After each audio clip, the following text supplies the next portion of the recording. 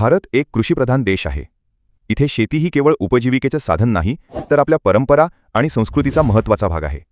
मात्र गेल्या काही वर्षात रासायनिक खते आणि कीटकनाशकांच्या जास्त वापरामुळे शेतजमिनीची सुपीकता कमी झाली आहे, पर्यावरण प्रदूषित झाले आहे आणि लोकांच्या आरोग्यावरही परिणाम झाला आहे।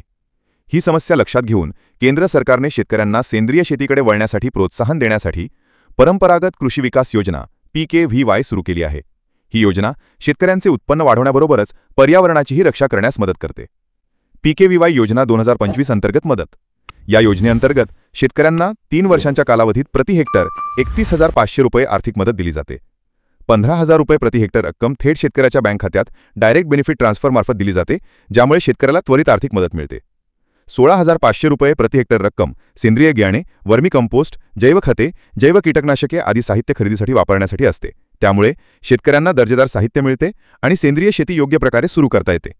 योजनेचे फायदे: शेतकऱ्यांची आर्थिक स्थिती मजबूत होते, शेतजमीन रसायनमुक्त, शाश्वत आणि पर्यावरणपूरक राहते, शेतकरी सेंद्रिय शेतीतून अधिक नफा कमवू शकतात आणि आरोग्यदायी उत्पन्न मिळवू शकतात।